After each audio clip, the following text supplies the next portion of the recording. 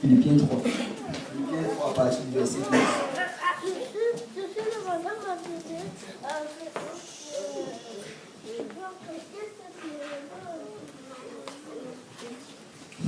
Philippiens 3, verset 12. Si vous y êtes, dites Amen.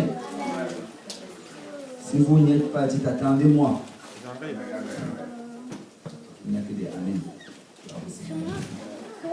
Philippiens 3, verset 12, la Bible dit, ce n'est pas que j'ai déjà remporté le prix ou que j'ai déjà atteint la perfection, mais je cours pour tâcher de le saisir, puisque moi aussi j'ai été saisi par Christ.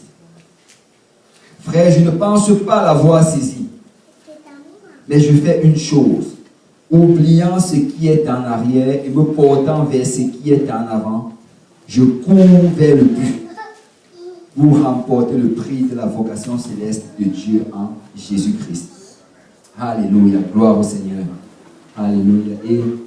Et aujourd'hui, je vais prêcher sur ce message. Saisir Christ. Saisir Christ. Est-ce qu'il y a des gens aujourd'hui qui veulent saisir Christ? Alléluia. Et on va parler sur cela. Et si on peut juste élever nos voix et nos mains vers le Seigneur, et on va prier. Père, merci Seigneur pour ton amour, merci pour ta grâce, merci Père pour ta bonté et ta fidélité. Seigneur, tu es bon, Papa, et ta miséricorde durera toujours. Papa, nous réalisons que si nous sommes ici aujourd'hui, c'est parce que tu nous as saisis, Papa, et tu nous as amenés dans ta maison. Et c'est toi qui veilles sur nous jour et nuit. Et nous voulons, Seigneur, être reconnaissants de cela. Mais Seigneur, nous venons maintenant, Papa, désirant, Père, entendre de toi, Père. Seigneur, je prie, Seigneur, que ton onction, Papa, remplisse ce lieu. Oins-moi le prédicateur, afin que j'enseigne ta parole et que je la prêche sans crainte ni faveur. Mais Seigneur, que j'enseigne tes oracles selon la parole que tu as enseignée à tes apôtres et à tes prophètes. Mais Seigneur, oins-nous tous ensemble, afin que nos oreilles soient attentives à ta parole, Père, que nos cœurs soient réceptifs, Papa. Et Seigneur, que tu nous changes et que tu nous transformes, Papa. Et que nous sortons d'ici aujourd'hui différents de comment nous sommes rentrés. Mais avec de nouveaux engagements, avec une nouvelle détermination, Père, en nous mettant en règle avec le Seigneur, mais que ta volonté se passe dans la vie de chacun d'entre nous en ce lieu, au nom de Jésus. Si l'Assemblée peut dire au nom de Jésus. Si quelqu'un peut battre les mains pour le Seigneur, alléluia, gloire au Seigneur, gloire au Seigneur, gloire au Seigneur. Vous pouvez vous asseoir dans la présence du Seigneur. Vous savez, si nous sommes ici aujourd'hui, c'est parce que Jésus nous a saisis. Amen. Si nous sommes ici aujourd'hui, c'est parce que Jésus nous a ramenés à lui. La Bible dit que nul ne vient au Fils si le Père ne l'attire ou ne l'amène. Amen. Donc si nous sommes aujourd'hui en train de servir le Seigneur, ce n'est pas par notre propre habilité. C'est tout simplement parce qu'un jour, le Seigneur nous a attirés à lui. Amen. Et nous devons réaliser cela. Que la seule raison pourquoi nous sommes dans la maison de Dieu, c'est juste parce que Dieu était bon envers nous. Vous savez, la Bible dit que ce n'est pas à la foi que vous êtes sauvés. Amen. Ce n'est pas à la foi que nous sommes sauvés. Ce n'est pas à la grâce. C'est parce que le Seigneur nous a regardés et dans nos péchés, il nous a tellement aimés qu'il a décidé d'aller mourir à la croix afin que nous puissions nous approcher de lui. Donc nous n'avons aucun mérite dans tout cela. Amen. Il n'y a aucun mérite. Mais nous devons réaliser quelque chose. Que le fait que Dieu nous ait saisis n'est pas suffisant. C'est le fait que nous soyons aujourd'hui dans la maison de Dieu, ce n'est pas suffisant. Parce que quand tu regardes dans le livre de Genèse, la Bible dit que l'Éternel Dieu forma l'homme de la poussière de la terre. Il souffla dans ses narines, c'est Genèse 2,7. Il souffla dans ses narines un souffle de vie et l'homme devint un être vivant. En fait, pourquoi est-ce que je lis ce passage? C'est pour qu'on saisisse comment Dieu a créé l'homme. La première chose, c'est qu'il a pris la terre. Il a d'abord formé l'homme de la terre. Mais tu sais, après avoir formé l'homme avec la poussière de la terre, l'homme n'était pas encore vivant. L'homme n'était pas vivant. Il était là couché, mais mort. Il n'y avait aucune vie en lui. Et vous savez, très souvent, nous regardons cela, on dit, oh, si Dieu pouvait juste me toucher, ça allait être suffisant. Non, non, non. Il avait été formé par Dieu. Dieu l'avait touché, mais il n'était pas vivant. Pour qu'il y ait la vie en lui, il fallait un souffle. Pour qu'il y ait la vie en lui, il fallait que l'Esprit de Dieu soit actif dans son corps. Et vous savez, nous pouvons être dans la maison de Dieu. Nous pouvons venir dimanche après dimanche, jeudi après jeudi. Mais si nous ne permettons pas que l'Esprit de Dieu agisse au travers de nous, nous serions des chrétiens morts. Nous devons être volontiers que l'Esprit agisse. Nous devons désirer cela. Plus de l'Esprit de Dieu dans ma vie. Plus de la présence de Dieu dans ma vie. Que l'Esprit de Dieu me guide. Que l'Esprit de Dieu me transforme. Que je sois changé par le Seigneur. Et dans le passage que nous avons lu tantôt, tel était le désir de Paul. Tu sais, Paul disait, j'ai été saisi par quelque chose. J'ai été saisi par le Seigneur. Mais j'essaye maintenant de le saisir. J'essaye de le saisir. Et quand tu regardes ce dont Paul est en train de parler ici, c'est la Bible nous parle de la vocation céleste en Jésus. Que quelqu'un dise vocation. Que quelqu'un dise vocation. La vocation céleste. Le mot vocation, ça signifie un appel. C'est quand tu vois dans la parole de Dieu vocation, ça signifie appel. Et je veux dire à quelqu'un ici ce matin que Dieu a un appel dans ta vie. C'est Dieu a un appel dans ta vie. Souvent on regarde, oh peut-être, est-ce que j'ai vraiment, est-ce que je peux faire ceci? Ou bien est-ce que je dois faire? Non, non. Réalise d'abord que Dieu a un appel dans ta vie. Le jour où il t'a sauvé, il t'a appelé à quelque chose. Amen. Le jour où tu as reçu le don du Saint-Esprit, tu as reçu une habilité. Vous savez, le Saint-Esprit, quand quelqu'un reçoit le Saint-Esprit, on dit qu'il était loin de Dieu. Amen. Et si tu regardes en fait dans l'Ancien Testament, quand on venait oindre quelqu'un, on venait verser de l'huile sur sa tête, c'était parce qu'on l'appelait à un certain office. En fait, les seules personnes qui se faisaient oindre dans l'Ancien Testament, c'était les sacrificateurs, les rois, ou alors les prophètes. C'était les seuls. Et on allait venir verser l'huile sur leur tête. Et alors que l'huile allait couler sur eux, ils allaient recevoir la puissance dont ils ont besoin pour faire un office. Et vous savez, quand on reçoit le Saint-Esprit, nous recevons la puissance. Nous recevons la puissance. Donc quand on reçoit le Saint-Esprit, ce n'est pas juste que le Seigneur est en train de nous bénir avec un esprit de joie.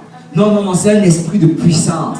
Le Seigneur nous donne une habilité. Écoute, si tu regardes avant et tu dis, je n'étais pas capable de faire tel. Laisse-moi te dire que si le Seigneur t'appelle à cela, il te donne l'habilité pour le faire. Aujourd'hui, tu peux le faire. Parce que l'Esprit de l'Éternel est sur toi. L'Esprit de Dieu est sur toi. Parce que c'est un esprit de puissance. Regarde, il dit, vous recevrez le Saint-Esprit survenant sur vous.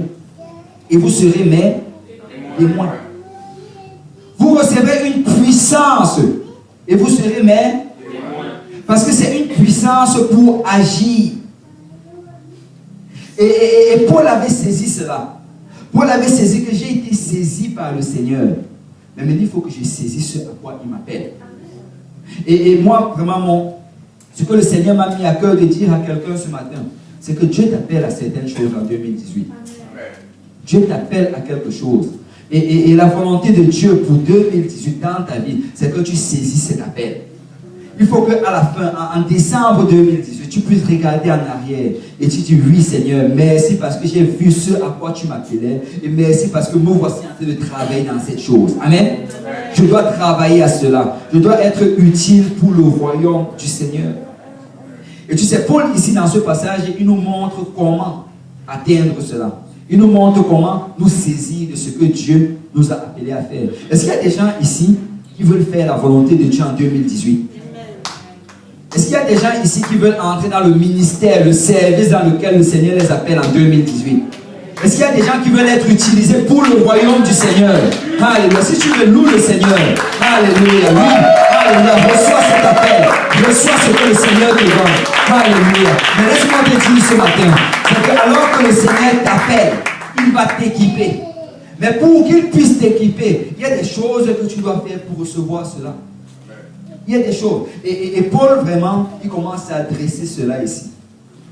Et on nous dit, dans Philippiens chapitre 3, verset 12, il dit d'abord que ce n'est pas que j'ai déjà remporté le prix ou que j'ai atteint la perfection, mais je cours pour tâcher de le saisir, puisque moi aussi, j'ai été saisi par Jésus-Christ.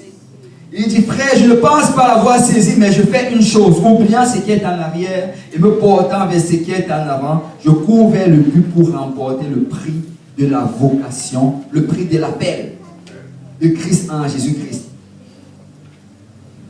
Et la première chose que Paul mentionne ici, il dit, je ne pense pas l'avoir saisi.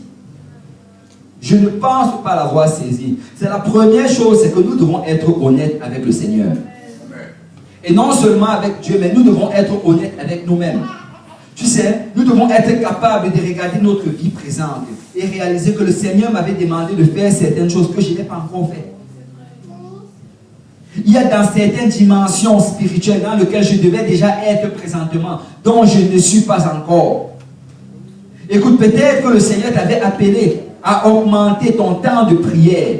Peut-être que le Seigneur t'avait appelé à évangéliser, à te joindre à l'équipe d'évangélisation. Peut-être que Dieu t'avait appelé à commencer à enseigner une étude biblique ou à rentrer dans la dimension de l'intercession. Mais nous devons être honnêtes avec nous-mêmes. Écoute, très souvent, nous sommes très bons avocats pour nous-mêmes, mais très mauvais juges. Et quand on parle plutôt des autres, c'est tout le contraire.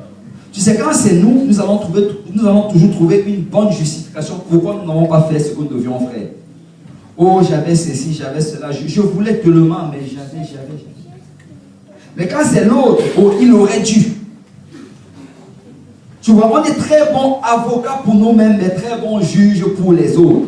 Mais nous devons arriver à un point où on est honnête envers nous-mêmes. Je reconnais que j'aurais dû faire ceci. Je reconnais que ma marche avec Dieu devrait être à tel endroit. Je reconnais que j'aurais dû déjà avoir abandonné telles habitudes. J'aurais dû commencer à être fidèle avec le Seigneur, fidèle dans la maison de Dieu, fidèle à la lecture de la parole de Dieu. Je reconnais que je devais plus prier. Et nous devons être honnêtes avec cela. Parce que laisse-moi te dire que si tu n'es pas honnête avec le Seigneur, Dieu ne peut pas t'aider. Le premier pas vers le Seigneur, c'est la repentance. C'est la repentance. Il doit dire, Seigneur, je reconnais que j'ai fait ceci. Aide-moi, Seigneur. Aide-moi, Seigneur. Je dois changer. Et tu sais, non seulement on doit être honnête, mais après cela, on doit avoir une sainte insatisfaction. Quand je parle de sainte insatisfaction, ce que je vais dire par là, c'est que nous devons arriver à ce point où nous voulons toujours plus du Seigneur. Nous voulons plus du Seigneur. Regarde, Psaume 42, verset 2, la Bible dit, comme une biche soupire après des courants d'eau, ainsi mon âme soupire après toi, ô Dieu. Il dit que comme cette biche-là est en train de soupirer et cherche les courants d'eau, c'est comme ça que notre âme doit soupirer après le Seigneur. Seigneur, je veux plus de toi. Je veux rentrer dans une plus grande dimension avec toi. Je veux que tu m'utilises davantage. Je veux que tu fasses de ma vie exactement ce que tu veux faire. Et ça doit être le cri de cœur d'un chrétien. C'est ne pense jamais que tu es arrivé. Laisse-moi te dire que Dieu a toujours plus pour toi. La Bible dit que nous allons de gloire en gloire, de victoire en victoire, d'appel en appel. Et nous ne devons jamais arriver à un point où on est satisfait, mais nous devons dire, Seigneur, plus de toi. Vous savez, en ce qui concerne les choses matérielles, nous ne sommes jamais satisfaits. Oh, il nous faut plus d'argent. J'aurais peut-être dû poser la question, est-ce qu'il y a quelqu'un qui a besoin de plus d'argent? Là maintenant, personne ne va lever les mains. J'aurais dû poser la question avant. Mais nous avons toujours besoin de plus d'argent. Mais vous savez quoi? Dieu cherche des gens qui ont besoin de plus de son esprit, de plus de sa présence, de plus de son onction, de plus de sa main dans sa vie. Et ça doit être notre désir. Et nous devons être honnêtes. J'ai besoin de plus de Dieu. Amen. Est-ce qu'il y a des gens qui ont besoin de plus de Dieu en 2018?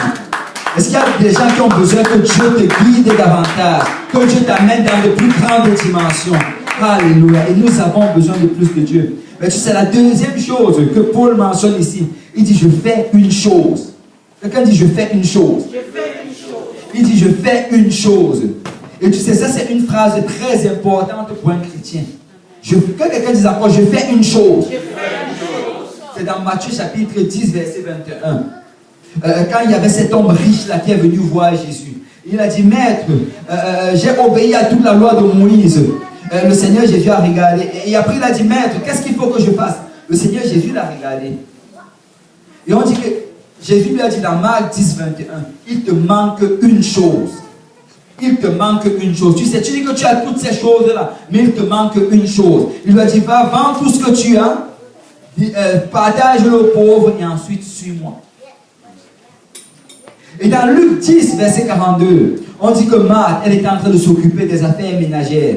Et là, elle vient dire, maître, Marie, elle est assise à côté de toi, envoie-la venir travailler avec moi. Jésus a regardé Marthe, il lui a dit, tu sais quoi, une seule chose est nécessaire. Et elle a choisi la bonne part, de s'asseoir et de m'écouter. Quand tu regardes Psaume 27, verset 4, la Bible dit, je demande à l'Éternel une chose. Que quelqu'un dise une chose. Que je désire ardemment. Je voudrais habiter toute ma vie dans la maison de l'Éternel pour contempler la magnificence de l'Éternel et pour admirer son temple. Tu sais, nous avons besoin d'une chose, c'est de servir le Seigneur. Amen. Nous avons tellement de choses dans notre vie. Nous avons tellement d'affaires dans notre vie. Mais je veux dire à quelqu'un, la chose la plus importante, c'est ta relation avec le Seigneur. Amen. La chose la plus importante, c'est que ton nom soit écrit dans le livre de vie. Parce que laisse-moi te dire que si la trompette sonne aujourd'hui, peu importe combien fourni est ton compte bancaire, ça ne va servir à rien. Peu importe combien grande est ta maison, ça ne va servir à rien. Peu importe le salaire que tu obtiens à ton lieu de travail, ça ne va servir à rien. Parce qu'une chose est importante, ma relation avec le Seigneur. Une chose est importante, que la volonté de Dieu se fasse dans ma vie. Une chose est importante, que je m'aligne avec ce que Dieu a appelé à ce que je fasse en 2018. Et je cherche une chose. Je cherche une chose. Vous savez, nous nous concentrons sur tellement de choses. Mais le point focal dans notre vie, la chose la plus importante, ça doit être ma relation avec le Seigneur. C'est assure-toi qu'en 2018, ta relation avec le Seigneur soit à sa place. Assure-toi qu'en 2018, tu mets le Seigneur en premier dans ta vie. C'est toutes ces choses que nous avons, elles vont passer. Ça va passer. Tout est vanité. Et je dis, tout est vanité. Et imagine, si la trompette sonne aujourd'hui, est-ce que tu es prêt pour rencontrer le Seigneur? Si la trompette sonne maintenant même, parce que je vais te dire que la trompette peut sonner maintenant. Mais nous aimons renvoyer les choses au lendemain. Oh, je vais le faire dans 3 jours. Je vais le faire dans 1 semaine. Je vais commencer à servir le Seigneur dans 1 mois. Écoute, tu n'as pas la garantie de cela. Tu dois servir Dieu aujourd'hui même. Aujourd'hui, c'est le jour du salut. Maintenant, c'est l'heure acceptable. Si tu entends la voix du Seigneur, n'endurcis pas ton cœur. C'est le Seigneur maintenant. Et moi, je veux obéir aujourd'hui. Amen. Je veux obéir aujourd'hui. Je veux me mettre en règle avec le Seigneur aujourd'hui. Il dit, je fais une chose. Il dit, oubliant ce qui est en arrière et me portant vers ce qui est en avant. Est-ce qu'il y a des gens ici qui ont un véhicule? Une voiture? Ok. Dans la voiture, bon, est-ce qu'il y a des gens qui ont déjà vu une voiture? Amen. Là, tout le monde doit lever la main. Sinon, là. Nous avons déjà tous vu une voiture. Sur une voiture, si vous n'avez pas encore vu, juste vous retournez, il y en a une juste là derrière. Et sur une voiture, il y a le pare-brise. Et après le pare-brise, il y a le rétroviseur. Le pare-brise, c'est très très large. Ça couvre toute la surface, toute la largeur de la voiture. Et le rétroviseur, c'est juste très petit. C'est juste là en haut. C'est le petit miroir que vous voyez là en haut. En fait, le but du rétroviseur, ce n'est pas pour se maquiller. C'est pour regarder en arrière. Amen. Donc, le pare-brise, c'est large, mais le rétroviseur, c'est petit. Et le pare-brise, le but du pare-brise, c'est de regarder vers l'avant. Mais le rétroviseur, c'est regarder vers l'arrière. C'est si tu conduis ta voiture en gardant toujours les yeux sur le rétroviseur, laisse-moi te dire que tu ne vas pas aller bien haut. Tu vas faire un accident. Mais la chose, c'est que beaucoup de chrétiens servent le Seigneur en regardant en arrière. Ils sont toujours en train de regarder telle chose que j'ai fait comme erreur, telle chose où j'ai gâché, tel endroit où ma vie était un gâchis. J'ai fait ceci à telle personne, j'ai fait cela à telle autre personne. J'ai été dans telle ou dans telle chose. Et non seulement ça, on regarde aussi ce que les autres ont fait. Tel m'a fait ceci, tel m'a fait cela, mes parents m'ont fait ceci. Et si quelqu'un continue à regarder encore et encore en arrière, sa vie sera un gâchis. tu vas faire un accident spirituel. Tu ne vas pas aller bien loin. Parce que tu dois regarder vers l'avant. Tu dois regarder vers l'avant. Ça ne laisse pas le passé te voler ta joie. Ne laisse pas le passé diriger ta vie. Vous savez, dans la parole de Dieu, en fait, on te parle que Dieu oublie nos péchés. Est-ce que vous croyez que Dieu peut oublier quelque chose? En fait, je parle d'oublier dans le sens de notre définition aujourd'hui. Parce que oublier dans notre définition aujourd'hui, c'est effacer de la mémoire. Et je sais qu'il y a peut-être ici des gens qui ont déjà fait cette prière. Seigneur, si tu peux effacer telle ou telle chose de ma mémoire. Il y a des gens qui ont déjà prié comme cela. Amen. Parce que nous, on pense qu'oublier, c'est effacer. Mais la définition biblique d'oublier, ce n'est pas effacer. La définition biblique d'oublier, c'est ne pas se laisser contrôler par cela. C'est quand la Bible dit que Dieu oublie nos péchés. Ça veut dire que ces décisions dans nos vies, ce n'est pas sur la base de nos péchés. Ces décisions dans nos vies, ce n'est pas sur la base de ce que nous avons fait dans le passé. C'est pourquoi la Bible dit que si tu tombes, relève-toi et continue à servir le Seigneur.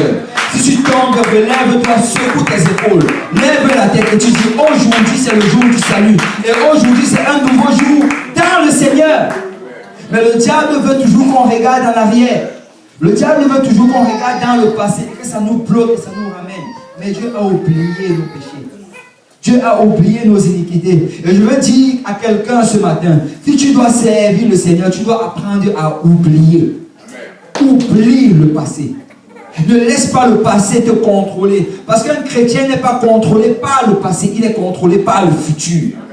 C'est un chrétien doit regarder et dire, écoute, peu importe ce qui s'est passé dans le passé, je suis en train d'aller au paradis. Il y a une place qui m'attend devant moi. Il y a un lieu où je suis en train d'aller. Et peu importe ce qui est arrivé, tu sais quoi? Et regarde, la Bible dit ceci. Que le diable, mais pas la Bible, si tu étudies la Bible, tu vas réaliser ceci. Que le diable, ce qu'il fait, c'est qu'il aime pointer toujours vers le passé. Mais Dieu, ce qu'il fait, c'est qu'il pointe toujours vers le futur. Dieu pointe vers le futur. Et arrêtons de regarder vers le passé. Et tu sais, tu es peut-être ici ce matin. Et pendant longtemps, tu as regardé vers le passé. Pendant longtemps, tu as regardé à ce que tu n'as pas pu avoir. Ou bien ce à quoi tu as fait face. Mais laisse-moi te dire que Dieu a un futur joyeux pour toi. Dieu a un futur prospère pour toi. Mais ce que tu dois décider ce matin, c'est décider que ton futur doit être dans le Seigneur. Tu dois décider que, écoute, je vais faire tout ce que ça prend pour m'assurer que mon futur soit dans le Seigneur. Vous savez, l'éternité, c'est trop long pour être dans l'erreur. L'éternité, c'est trop long pour être dans l'erreur. Assure-toi que tu vas passer l'éternité au paradis. Assure-toi que tu vas passer l'éternité dans ce lieu de réjouissance. Parce que si tu vas de l'autre côté, il n'y aura pas de retour. Et c'est vraiment ce matin que quelqu'un doit se décider. C'est ce matin que quelqu'un doit dire, je vais passer mon éternité dans le Seigneur. Je vais m'assurer que ma marche avec le Seigneur soit à l'endroit où elle doit être. Je vais obéir à la parole du Seigneur. Parce que l'éternité est trop longue pour être dans l'erreur. En fait, le but du passé, le passé n'a que deux buts dans la vie d'un chrétien. Tu sais, le premier but du passé, c'est qu'on se rappelle de ce qu'on a fait comme erreur et qu'on corrige les choses qu'on doit corriger pour ne plus retomber dans ces erreurs. Tu sais, le Seigneur ne va pas enlever nos cicatrices. Pourquoi? Parce que le but de cela, c'est qu'il faut que souvent tu regardes dans la cicatrice et tu réalises que c'est ça et ça qui m'a amené à avoir ce problème-là. Et que tu commences à éliminer ces sources-là dans ta vie. Peut-être qu'il y a des personnes avec lesquelles tu dois arrêter de marcher. Peut-être qu'il y a des lieux dans lesquels tu ne dois plus aller. Peut-être qu'il y a des choses qui doivent même sortir de ta maison. Mais nous devons être capables de regarder ces cicatrices et dire qu'à cause de ces choses, j'ai eu à tomber et aujourd'hui je dois les enlever de ma vie. Amen. Ça c'est le premier but du passé. La deuxième chose encore, pourquoi le Seigneur laisse le passé, c'est pour qu'on se rappelle que Dieu nous a sortis de ces choses-là. C'est qu'on se rappelle que ce n'était pas le passé, que ce n'était pas les gens qui étaient au contrôle, mais c'est Dieu qui était au contrôle de cela et qu'il était en train de nous garder. Vous savez, Joseph, Quand tu regardes la vie de Joseph est passé par beaucoup de situations. Et il n'avait cherché rien de cela. Il ne pouvait pas regarder le passé et dire que oh, c'est parce que j'ai fait ceci que je me suis retrouvé en prison. C'est parce que j'ai fait ceci que j'ai été chassé de la maison de Potiphar. Il ne pouvait pas regarder vers le passé et dire que c'est à cause de mes actions. Donc dans ce cas-là, la raison pourquoi il devait regarder vers le passé, c'était de réaliser que c'était la main de Dieu qui était active dans sa vie. C'est pourquoi quand ses frères se sont trouvés devant lui, il a dit, écoutez, ce n'est pas vous qui m'avez envoyé en Égypte. C'est Dieu qui m'a envoyé en Égypte. C'est Dieu qui a permis à ce que je traverse cette vallée. C'est Dieu qui a permis à ce que je traverse ce feu. C'est Dieu qui a permis à ce que l'ennemi soit tout autour de moi. Parce qu'il voulait se glorifier au travers de ma vie.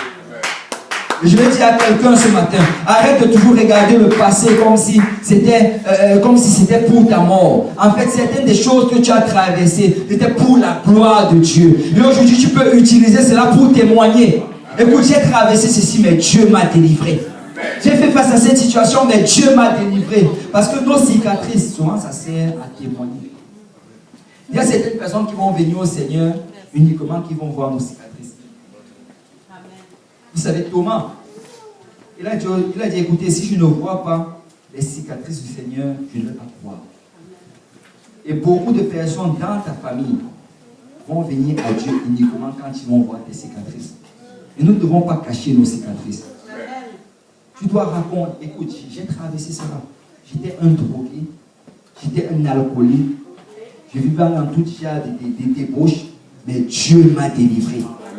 Et s'il m'a délivré, il peut te délivrer. Et c'est ça le but des cicatrices. Et s'il y a des gens qui ont été délivrés par le Seigneur, alléluia. Je te rends gloire au Seigneur. Merci Seigneur. Merci Seigneur. Et nous devons réaliser que le passé, ce n'est jamais pour nous détruire. Le passé, c'est toujours pour nous construire.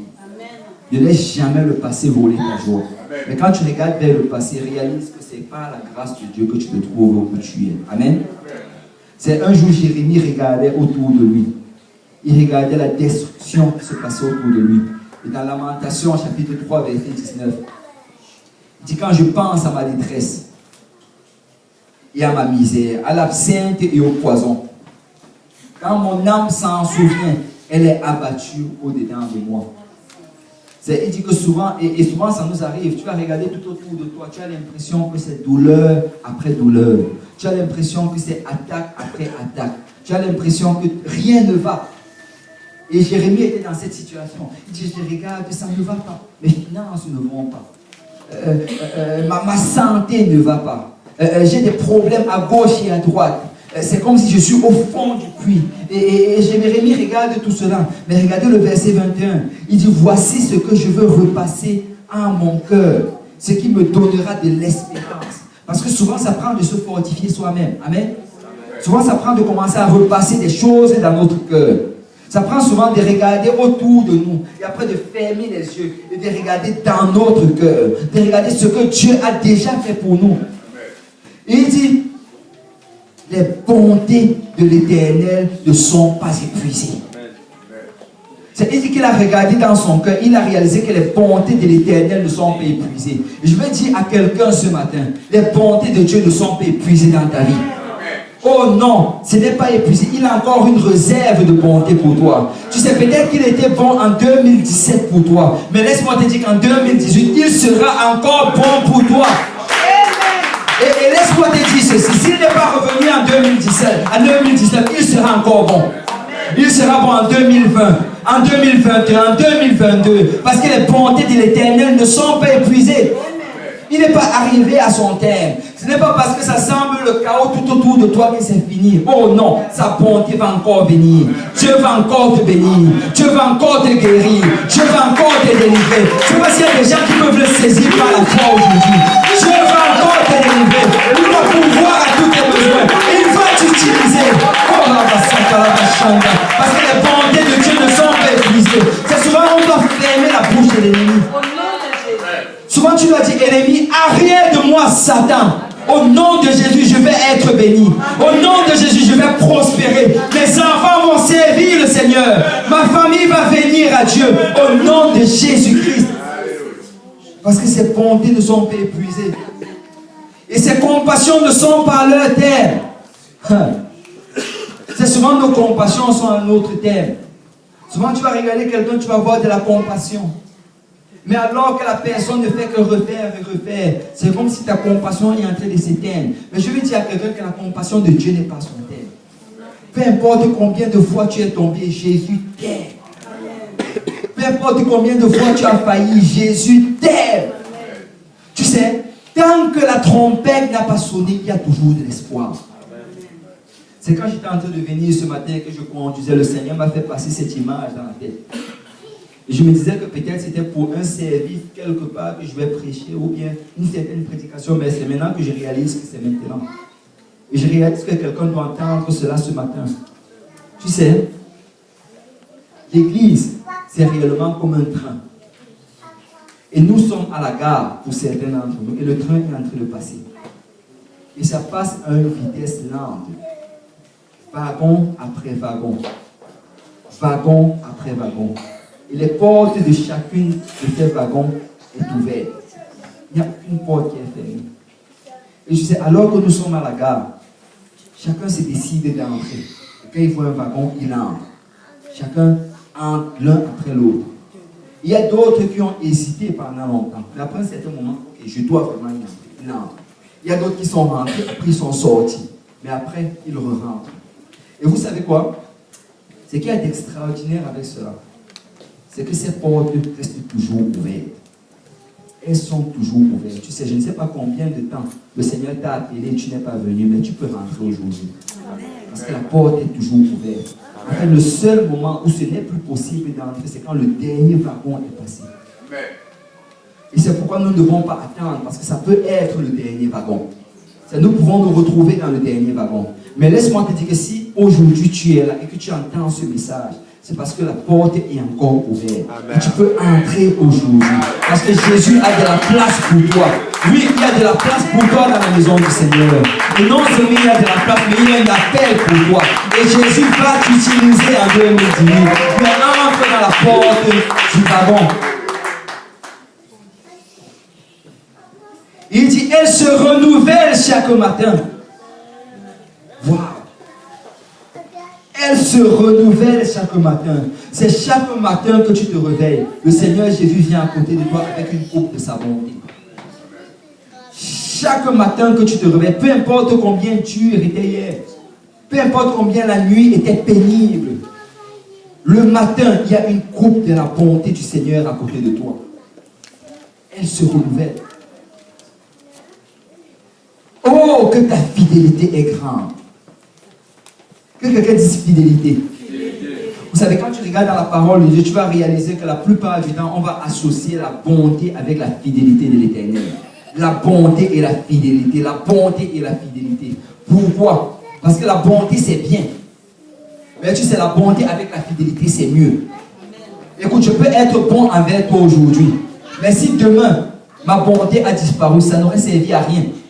Mais si je suis bon envers toi aujourd'hui, et que demain je suis encore bon envers toi, et après-demain je suis encore bon avec toi, si je demeure fidèle dans ma bonté, laisse-moi te dire que c'est une plus grande chose. Et je vais dire à quelqu'un ce matin, Jésus est bon et fidèle. Il est bon et fidèle. Il va demeurer bon envers toi. Ne laisse jamais le diable te mentir. Ne laisse jamais le diable t'éloigner de Dieu. Tu sais quoi? Tu peux toujours revenir vers le Seigneur. Il dit, le Seigneur est bon et sa fidélité est grande. Regardez le verset 24. L'Éternel est mon partage, dit mon âme. C'est pourquoi je veux espérer en lui.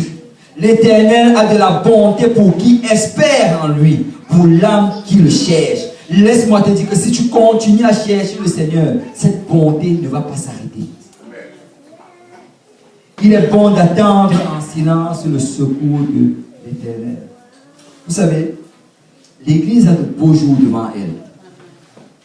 Je vais le répéter, l'Église a de beaux jours devant elle. Écoutez, le monde, peut-être que ça semble un chaos tout autour, mais l'Église a de beaux jours. La Bible nous dit qu'à la fin des temps, ça va être un temps de tribulation. Mais tu sais quoi? Ça va être un temps d'abondance pour l'Église. Un temps de bénédiction. Un temps où l'Église va grandir. Et vous savez, moi je le crois fermement, cette Église va avoir 30 nouvelles âmes en 2018. Nous allons avoir 30 nouvelles personnes qui vont venir. Parce que l'église a de beaux jours devant elle. Et je veux te dire, tu as de beaux jours devant toi. Dieu va te bénir cette année. Il va te bénir pourquoi? Parce que tu es dans l'église. Alors qu'il bénit son église, il va te bénir. L'église a de beaux jours. Et nous ne devons pas regarder vers le passé. Regardons vers le futur. Amen. C'est comment ça regarde vers le futur.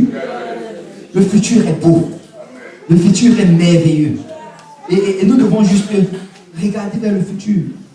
Et Paul dit, laissant ce qui est en arrière et pressant vers ce qui est en avant.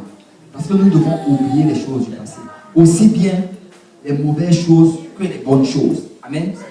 C'est que certains veulent regarder vers le passé pour s'appuyer sur leur laurier. Mais tu sais quoi? Pour se reposer sur leur laurier, c'est ça le terme. Mais tu sais quoi? Même les bonnes choses que tu as reçues l'année dernière, ce que tu vas recevoir cette année est même meilleur comparativement à cela. Parce que nous allons de gloire en gloire. La nouvelle chose sera plus glorieuse que l'ancienne chose. Alors, souvent ça prend de relâcher ces lauriers-là pour pouvoir récolter de plus grands lauriers. Amen. Et regarde par la suite, Paul dit, je cours. Quelqu'un dit, je cours. Je cours. Tu sais, Paul ici, il est en train de décrire la manière comme il sert le Seigneur. Et ce n'est pas une course de vitesse, mais c'est une course de résistance. Amen. On ne sert pas, la marche avec le Seigneur, ce n'est pas une course de vitesse, c'est un marathon. C'est un marathon. Écoute, ça ne sert à rien d'accélérer, après t'arrêter. Parce que tu ne vas pas gagner la course comme cela. C'est un marathon. Et le marathon, c'est quoi? C'est que tu te décides que je vais courir jusqu'à la fin. Je vais courir. Écoute, souvent je vais aller vite. Souvent ça va aller lentement. Souvent je vais accélérer. Souvent je vais freiner. Mais quoi qu'il en soit, je ne m'arrête pas. Je ne m'arrête pas. Je ne m'arrête pas jusqu'à ce que j'arrive à la ligne d'arrivée. Je dois courir. Et vous savez, si Paul utilise ce terme, c'est parce que quand tu regardes, avant qu'il ne serve le Seigneur Jésus, Paul courait pareil. Il courait, il était zélé pour le Seigneur. En fait, il était zélé pour la loi de Moïse. Il était tellement zélé dans ces choses-là qu'il a persécuté l'Église. Il en a arrêté beaucoup pour mettre en prison. Il a participé même dans le meurtre de Pierre. Il était tellement zélé. Mais tu sais, quand il a connu la vérité, il a décidé maintenant d'être zélé pour les choses de Dieu. Vous savez, très souvent, ce qui est vraiment très triste, c'est que il y a certains chrétiens dans le monde, avant qu'ils ne servent Dieu, ils étaient très zélés pour certaines choses. Zélés pour leur travail, zélés pour le sport, zélés pour les divertissements, zélés même pour le shopping. Les sœurs disent Amen. Wow. J'étais sûr que ça allait. Et les gens étaient vraiment zélés. Amen.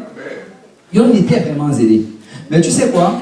Maintenant qu'on vient dans le Seigneur, là, on veut juste être des chrétiens passibles. Il y avait un prédicateur qui disait cela, et bon, il disait cela là, parce que lui il est beaucoup impliqué dans le ministère des prisons et tout. Il dit qu'il y avait certains gars qui dans le monde, c'était des toffes, des tueurs, des vendeurs de drogue. C'était des gars qui ont fait la prison, des bagarreurs. Mais après, maintenant, quand ils obéissent à l'évangile, maintenant qu'ils viennent dans la maison de Dieu, ils sont comme des mauvais. Chaque jour, oh pasteur, je n'arrive pas. Le diable est sur mon dos. Écoute, la même force que tu utilisais pour te battre dans le monde, bats-toi contre le diable. Maintenant, tu as la force du Seigneur pour te battre contre le diable. Arrêtons d'agir comme des faibles, comme des mauvais. Nous devons souvent nous lever et dire l'Esprit de l'Éternel est sur moi. Amen. La puissance de Dieu est sur moi. Et peu importe ce qui arrive, je vais persévérer. Je vais y arriver. Et Dieu va m'utiliser. Et tu sais, Paul était en train de décrire cela. Il disait, écoute, ce même zèle que j'avais dans le monde, je vais l'avoir pour le Seigneur. Ce même zèle que j'avais pour les choses matérielles, je vais l'avoir pour les choses spirituelles. C'est dans 1 Timothée chapitre 4, verset 8. Paul dit à Timothée, exerce-toi à la piété. Exerce-toi à la piété, car l'exercice corporel est utile à peu de choses, tandis que la piété est utile à tout, ayant la promesse de la vie présente et de celle qui est à venir. C'est Timothée, c'était un grec. Et j'imagine que comme les Grecs, il aimait la culture du corps. Il allait aller à la salle de gym. Il allait faire beaucoup d'haltérophilie pour travailler son corps. Mais Paul lui dit ici, écoute, commence à t'exercer à la piété. Peut-être avant tu travaillais beaucoup pour ton corps, mais maintenant commence à travailler beaucoup pour ton âme, pour ton esprit, pour ta relation avec le Seigneur. Passe plus de temps dans le Seigneur. Vous savez, nous devons réaliser que si nous allons grandir avec le Seigneur, ça va prendre des exercices dans ces choses-là. On ne devient pas un guerrier de prière en lisant des livres sur la prière. On ne devient pas un guerrier de prière en écoutant une prédication sur la prière. On va prêcher sur la prière et nous allons être touchés. Mais laisse-moi te dire que si tu ne t'exerces pas à la prière, tu ne vas jamais prier. C'est pour s'exercer, ça prend que chaque matin, tu te lèves, tu dis que je me sente bien ou pas, je vais passer 20 minutes avec le Seigneur. Que je me sente bien ou pas, je vais passer 30 minutes avec le Seigneur. C'est un exercice. Ces gens-là qui partent à la salle de gym, laisse-moi te dire qu'ils ne se sentent pas tous les matins comme aller à la salle de gym. Il y a des jours où tu n'as pas envie d'y aller. Mais tu te dis, écoute, je travaille mon corps. Je dois travailler cela. Et tu te lèves, tu y vas. Et c'est de la même manière que nous devons nous exercer dans les choses spirituelles. S'exercer à la prière, s'exercer dans la lecture de la parole de Dieu, s'exercer dans le jeûne. Écoute, si tu n'es pas capable de jeûner 3 jours, commence d'abord par un jour. Je vais essayer un jour. Par la grâce de Dieu, je vais y arriver. Et par la suite, le Seigneur va travailler et tu vas grandir dans ça. Mais c'est vraiment un exercice. Si tu n'arrives pas, je sais, le frère François, je crois qu'il m'avait parlé de ça une fois. Je crois que lui est capable de porter, je sais pas, 300 livres, 250 livres. Waouh! Attends, je pèse combien? Je pèse, ça veut dire qu'il peut me porter avec moi. 250 livres. Mais tu sais, il n'a pas réussi à porter 250 livres juste en se levant le matin comme ça. Et les gars, allons à la salle de gym, donnez-moi 250 livres. Non, ça allait le tuer. Mais ça a commencé progressivement. 50 livres, 80 livres, 120 livres, 150 livres, 250 livres. Et je vais dire à quelqu'un ce matin, si tu dois grandir dans le Seigneur, c'est progressif. Il faut que tu commences à t'exercer. Il faut que tu commences à te pratiquer. Pratique-toi dans la prière. Pratique-toi dans l'intercession. Commence à louer le Seigneur. Commence à parler en d'autres langues. Commence à visualiser les gens, les âmes qui doivent être sauvées. Commence à visualiser comment des gens viennent dans la maison du Seigneur. Commence à visualiser comment le Saint-Esprit est répandu sur la ville de Montréal. Et alors que tu t'exerces dans ces choses-là, le Seigneur va t'utiliser dans l'intercession. Et c'est la même chose avec l'évangélisation. Lève-toi, commence à évangéliser. Quand tu vas commencer à évangéliser, la première fois, ça va être difficile. Parce que tu vas être gêné. Il y aura un peu cette barrière-là. Mais tu sais, si tu peux juste dire à quelqu'un ce jour-là que Jésus t'aime. Jésus t'aime. Jésus t'aime. Laisse-moi te dire que la prochaine fois, tu vas dire Jésus t'aime et tu peux obéir à l'évangile. Et la prochaine fois, Jésus t'aime, tu peux obéir à l'évangile. Je peux prier pour toi, pour le Saint-Esprit. Mais c'est un exercice. Mais il faut commencer quelque part. Amen. Est-ce qu'il y a des gens qui vont commencer en 2018? Est-ce qu'il y a des gens qui vont s'exercer en 2018? Est-ce qu'il y a des gens qui vont s'exercer dans la prière? Est-ce qu'il y a des gens qui vont s'exercer dans la lecture de la parole de Dieu? Est-ce qu'il y a des gens qui vont s'exercer dans l'évangélisation? Alléluia, je vais m'exercer. Parce que c'est un exercice. Et on doit le faire avec zèle. Amen. Nous devons servir le Seigneur avec zèle. Et tu sais, Paul dit par la suite, pour le prix de la vocation céleste. Et comme j'ai dit tantôt, la vocation c'est l'appel. Ce que Paul est en train de dire ici, c'est que j'ai été saisi par le Seigneur. Dieu m'a touché. Dieu m'a appelé. Il a mis un appel en moi. Mais maintenant, ce que moi je dois faire, c'est chercher à obéir à cet appel. Parce que si j'obéis à cet appel, j'aurai une récompense. C'est ça qu'il appelle le prix de la vocation céleste. En fait, quand tu regardes le terme que Paul utilise d'habitude pour parler du jugement de l'Église, c'est bima. Et le mot bima, là, c'était le même mot qui a été utilisé pour parler de l'estrade sur laquelle on allait mettre les champions olympiques. Tu sais, quand vous allez avoir les Jeux olympiques, les 3 premiers, ben, on le voit même souvent ici, il va y avoir comme une plateforme. Celui du premier, deuxième, troisième. En fait, c'est vraiment un lieu où on donne les médailles. Tous les 3 ont des médailles. Et ce que Paul est en train de dire ici, c'est qu'à la fin, quand le Seigneur Jésus va venir, la Bible dit que le jugement commence dans la maison du Seigneur. En fait, il va amener l'Église Et il va nous demander de rendre les comptes de l'onction qu'il nous a donnée. Il va nous demander de rendre compte de la puissance qu'il nous a donnée. Et là, selon le zèle qu'on a eu à faire son œuvre, nous allons recevoir des couronnes. Nous allons recevoir des récompenses. Et tu sais, ta récompense sera proportionnelle au zèle que tu as donné pour le Seigneur. Et tu sais, si Jésus veut te récompenser, il peut te récompenser. C'est une récompense sur la terre ne sera jamais comparable à une récompense dans le ciel. Amen. Ce sont des choses que nous ne pouvons même pas imaginer aujourd'hui. Mais je veux dire à quelqu'un ce matin que chacun des efforts que tu fais pour le Seigneur, tu seras récompensé. Tu seras récompensé. Si on peut tous se lever dans la présence du Seigneur. Quelqu'un dit, je dois saisir Christ.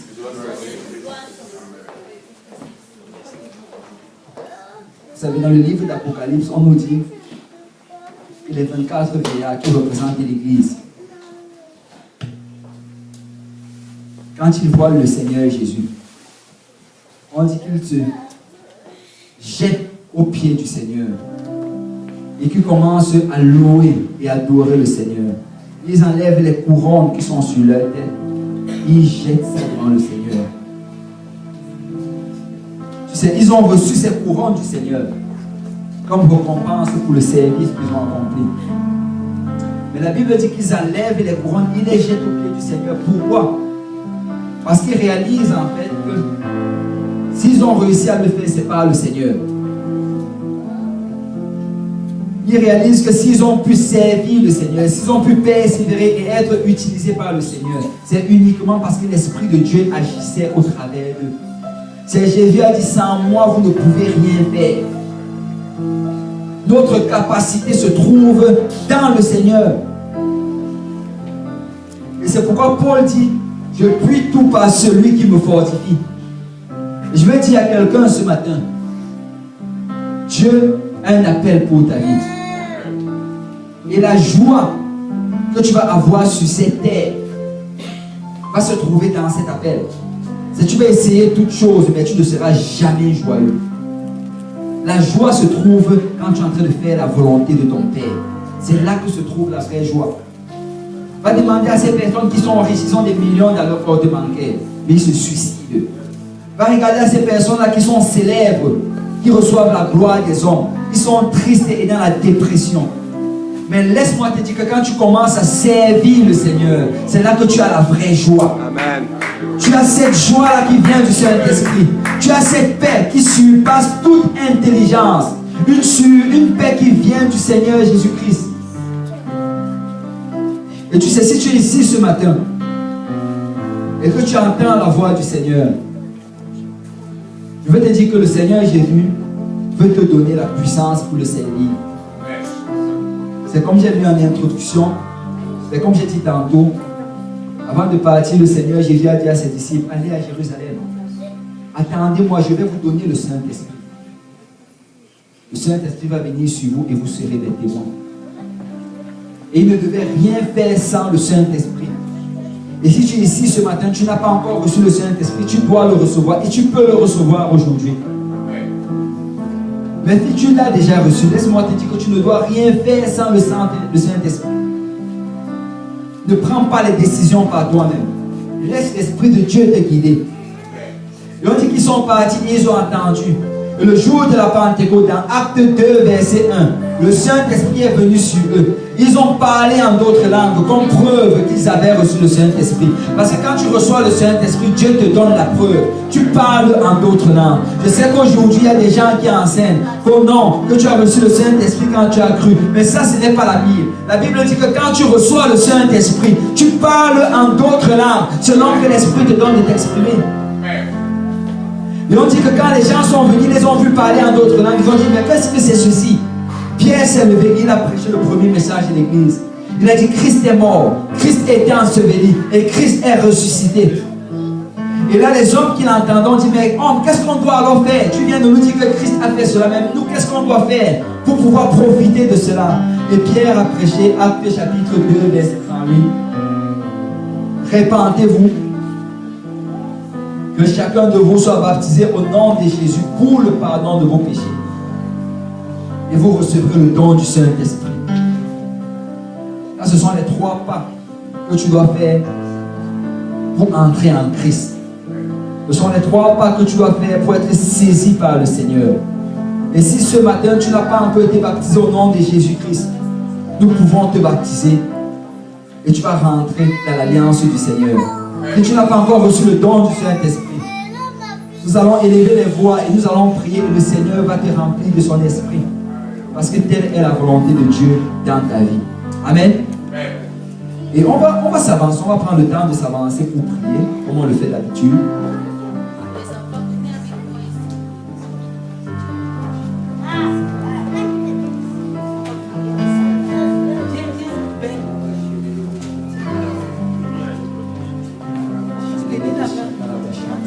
Alléluia. Si on peut prendre la main de quelqu'un maintenant, et on dit, mon frère, ma soeur, nous allons aller prier. Nous allons prier comme une famille devant le Seigneur. Alléluia.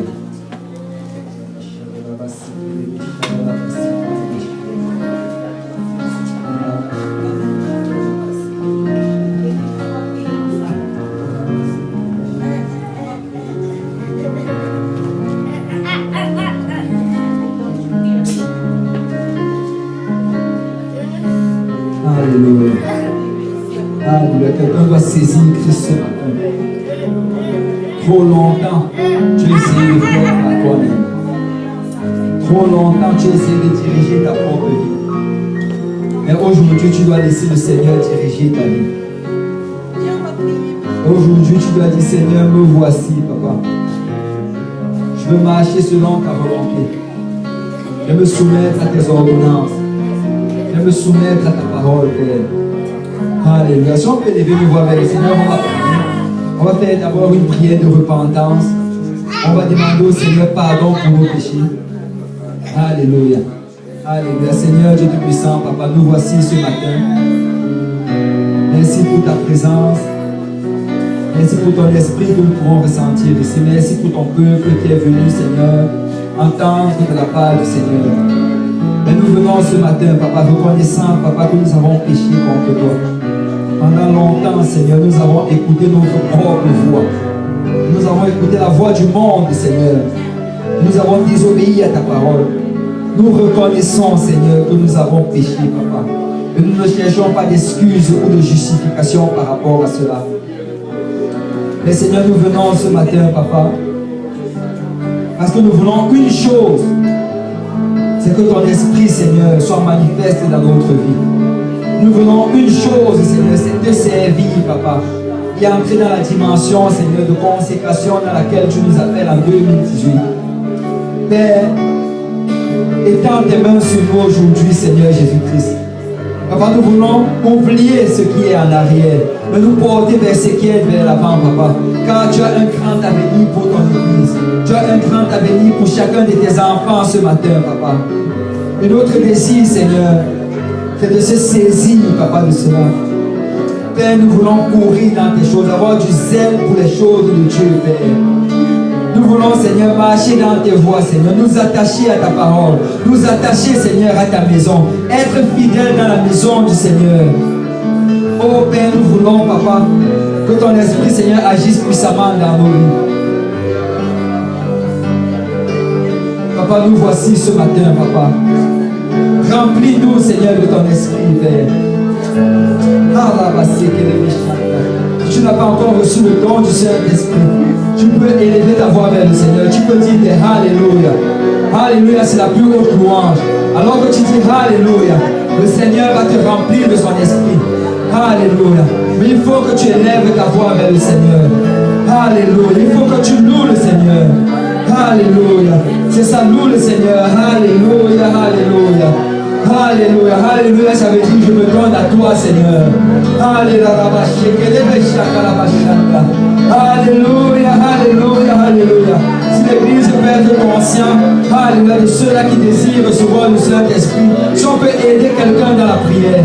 Alléluia, alléluia, alléluia. Oh la alléluia, oui, la présence de Dieu est parmi nous. Il est là pour te remplir. Parce que Jésus t'aime. Jésus t'aime.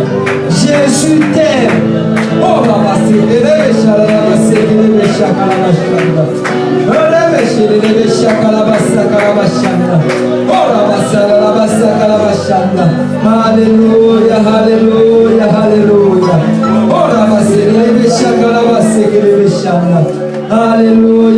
Jésus. Alléluia, alléluia. Oh la basala la bashaka la baseke le beshaka la bashi. Oh la basele le besheke le beshaka la bashi. Oh la basele le beshaka la basaka la bashaka. Oui, c'est ça, nous le Seigneur.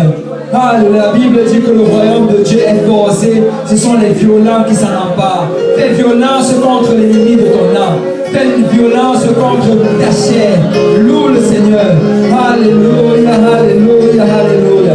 Parce que si tu le désires, le Seigneur va te remplir. Si tu le désires, la puissance de Dieu, alléluia, va venir en toi. Et tu vas te permettre de servir le Seigneur en 2018. Alléluia, alléluia, alléluia.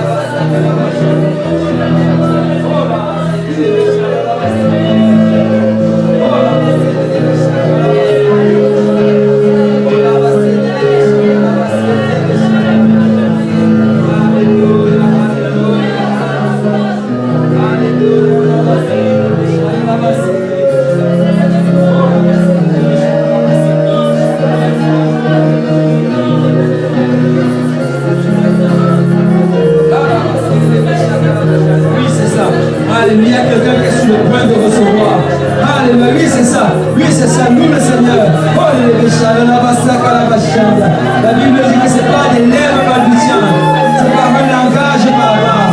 Reçois le Saint-Esprit au nom de Jésus-Christ. Oh, la basse, la béchana, la basse, la béchana. La béchana, la basse, la béchana, la bachana. La béchana, la béchana, la bachana. La béchana, la béchana, la basse, la béchana. Oh, la basse, la béchana, la bachana. Au nom de Jésus-Christ. Oh, la béchana, la béchana.